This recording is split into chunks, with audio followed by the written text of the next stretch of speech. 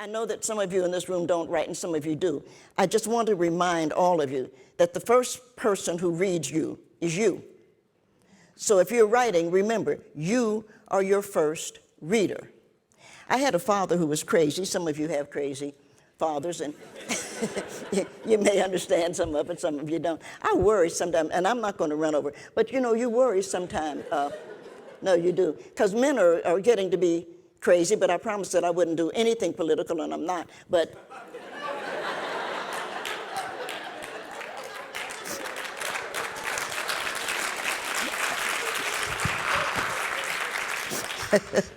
but we call him Gus was crazy. And I've gotten to the point now that I can understand a little bit more, maybe about some of the things that made him crazy. But he's gone, and it's none of my business. My mother was happy with him. But my sister, I would never have married him, believe me. But my mommy did, and she was happy with him.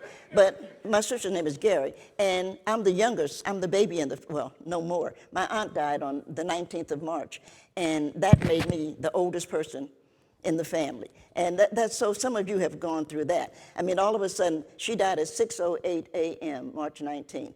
So at 6:09 a.m., I became the oldest person in the family. And these are things, too, you have to adjust to. You know, you keep wondering, how am I going to handle this, and am I doing things right? But I wrote a poem for Gary, and Gary's been gone, too. Mommy died on June 24th, and Gary died on August the 10th. So they went off to heaven and had a good time, and they were leaving us anyway.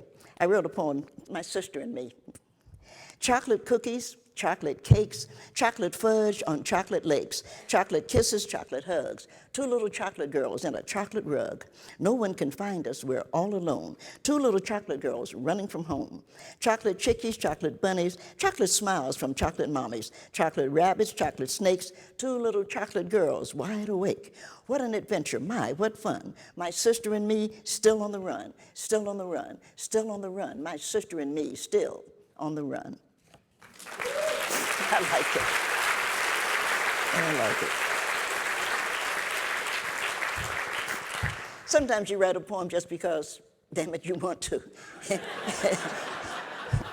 One of the things I wanted to share this one. One of the things that bothers me now is, and I do not understand this in all fairness, I don't know what Americans are afraid of. Everybody keeps running around saying things like, well, we want to be safe. From what? The craziest thing in the world is us. That's the truth. That is the truth. So I wrote a poem which I really like because, and especially those of you who write, you cannot be afraid and you cannot be worried about who does and who doesn't like what you do, because there's always somebody's not going to like it. If nobody doesn't like it, something's wrong with it. That's the truth. It's a whore, it's a prostitute. If somebody isn't saying no, I agree that you have to say yes, but if somebody is not understanding it, something's wrong with it. You have made it do something, you're a whore, and you don't want to do that. You don't.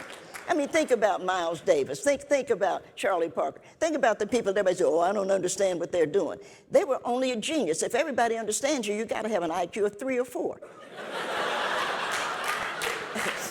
That's the truth.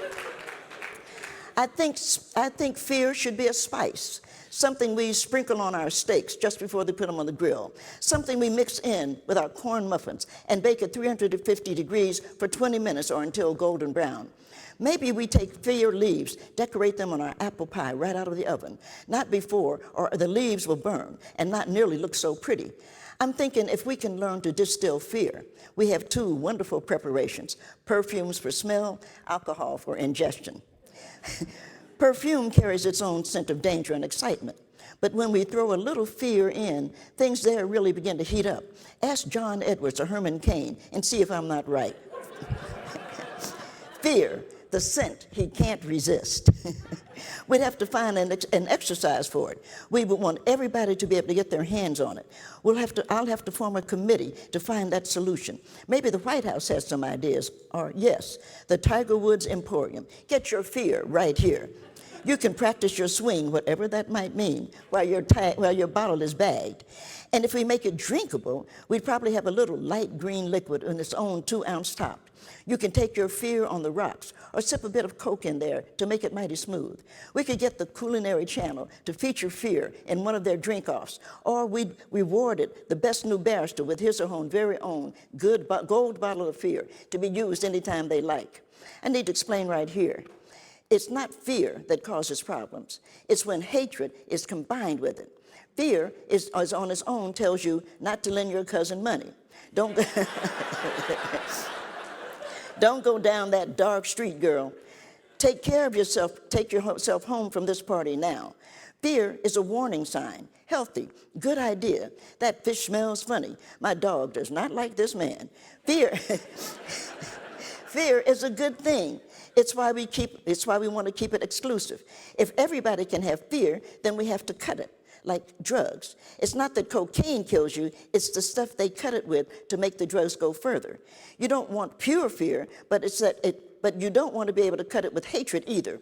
Hatred is a bad idea, which is why it's cheap and available anywhere you look. Maybe what will really work is when we all need to have a fear tree in our backyard, maybe a small fear plant growing in our apartment windowsill. When we are feeling uneasy, we pluck a few leaves and find the right place to put them. Champagne would be the #1 choice, but spaghetti works too. Have a little fear at least once a week, and you can build up your resistance, like a vaccination. Then when wars and hatreds come along, you'll be able to recognize that it's just another expression of fear. No thanks, I've had my share this week.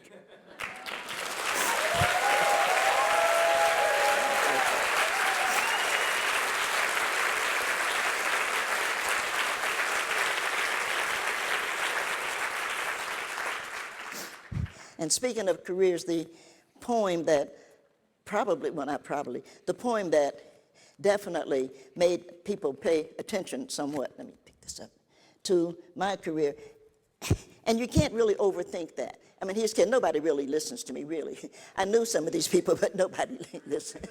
If they had listened to me, none of this shit would be happening. Nobody listened to me. But, you have to know where you are in all this. But I wrote a poem called Ego Tripping. And I really, thank you. I really loved it because my mother's a jazz fan.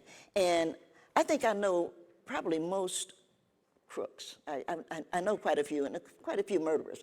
And, well, somebody got to know them. But that's true. But when I did my third book, it was called Black Judgment. And I went to see a man called Harold Logan. Most of you probably don't know Harold Logan, but you do know Capone. You do know The Godfather. You know all of that. Well, you didn't see the black people in that, but there were black people, and Harold Logan was one of them. And I went to see Mr. Logan because I wanted the club. I wanted the jazz club that he had. It's called Birdland. And so I thought, well, all he can say is no. So I went down to see him, and Mr. Logan, how are you? I'm Nikki Giovanni. I write poetry. So, Logan is looking at me like, Ann. I said, I'd like to have your club, because in New York, the clubs are closed on Sunday. I said, I'd like to have Birdland on Sunday to have a poetry reading. And Logan is looking at me, and he says, and what do I get? I said, well, Mr. Logan, what do you need? Let's work this one out. And he said, bring me 100 people, and you can have it for free. 99 people, and you'll owe me $500. I said, it works for me, because, you wanted your mother to be proud of you, and I thought, hell, I can get anybody can get 100 people to do any damn thing. That's the truth. You stand on a corner, you can get 100 people to do something. I mean, and so I started doing that. And that Sunday that we're going to have a reading, that Sunday, Birdland is here, and the New York Times is there, for those of you who know New York. So the New York Times actually is looking down, and what they started to see about 3 o'clock is people coming, and people coming, and people coming. And it was a mixed group, but it's mostly a lot of black people. So what they were concerned about, speaking of fear, is what are all of these black people, and I'm sure they had another word for that, doing there? What are they doing? And so they sent a reporter down, and the reporter said to the people, because we're turning the corner, what are you doing there? And the people said, Black Judgment is coming.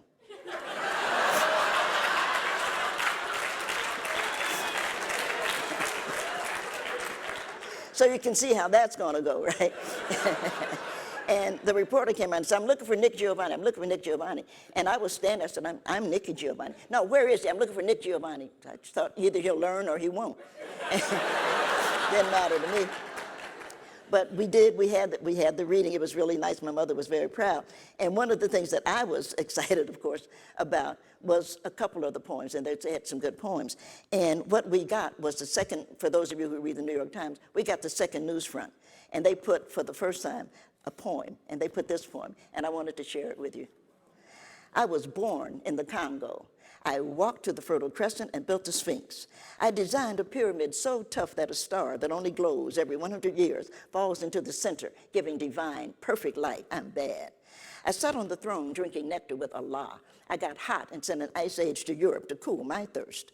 My oldest daughter is Nefertiti. The tears from my birth pains created the Nile. I am a beautiful woman. I gazed on the forest and burned out the Sahara Desert. With a packet of goat's meat and a change of clothes, I crossed it in 2 hours. I'm a gazelle, so swift, you can't catch me. For a birthday present when he was 3, I gave my son Hannibal an elephant. He gave me Rome for Mother's Day. My strength flows ever on. My son Noah built Newark, and I stood proudly at the helm as we sailed on a soft summer day. I turned myself into myself and was Jesus. Men intoned my loving name. All praises, I am the one who would save. I sowed diamonds in my backyard. My bowels deliver uranium. The filings from my fingernails are semi-precious jewels. On a trip north, I caught a cold and blew my nose, giving oil to the Arab world. I am so hip, even my errors are correct. I sailed west to reach east and had to round off the earth as I went. The hair from my head thinned, and gold was laid across 3 continents. I am so perfect, so divine, so ethereal, so surreal, I cannot be comprehended except by my permission. I mean, I can fly like a bird in the sky.